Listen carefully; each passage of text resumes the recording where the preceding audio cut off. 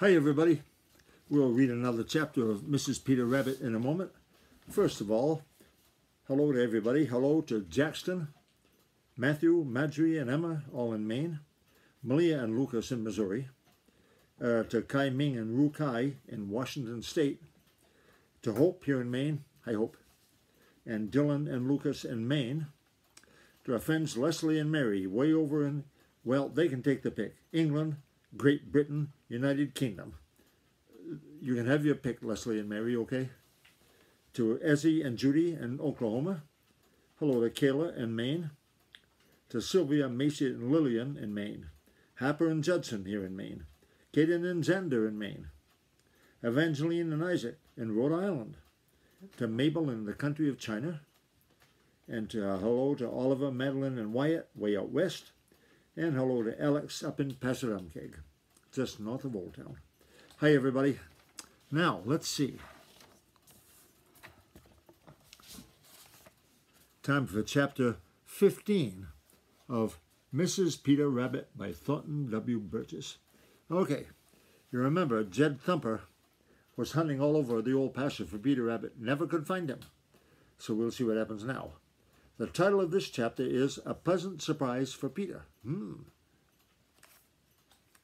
Sticks will break and sticks will bend, and all things bad will have an end. That's by Peter Rabbit. That's pretty good to remember.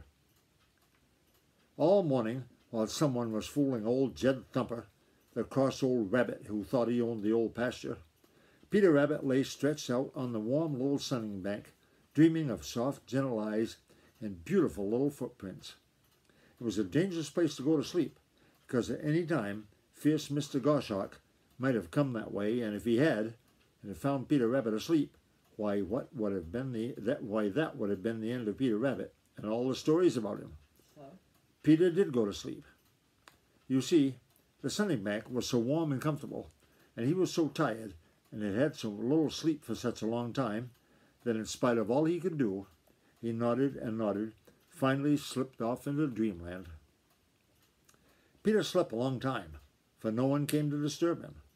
It was past noon when he opened his eyes, blinked up at jolly, round, red Mr. Sun. For a minute he couldn't remember where he was. When he did, he sprang to his feet, hastily looked this way and that. "My gracious!" exclaimed Peter. "My gracious, what a careless fellow I am! It's a wonder that old Jed Thumper didn't find me asleep. My, but I'm hungry. Seems as if I hadn't had a good square meal for a year." Peter stopped suddenly, began to wrinkle his nose. Said he. "If I didn't know better, I should say that there's a patch of sweet clover close by. My. Am I really awake, or am I still dreaming? I certainly do smell sweet clover. Rabbits love clover." Slowly, Peter turned his head in the direction from which the delicious smell had come. Seemed to have come. Then he whirled around and stared as hard as ever he could, his mouth gaping wide open in surprise. He blinked, rubbed his eyes, then blinked again. There could be no doubt of it. There, on the edge of the sunning bank, was a neat little pile of tender, sweet clover. Yes, sir, there it was. Somebody put it there for him. Peter walked all around it, looking for all the world as if he couldn't believe that it was real. Finally, he reached out and nibbled a leaf of it. It was real.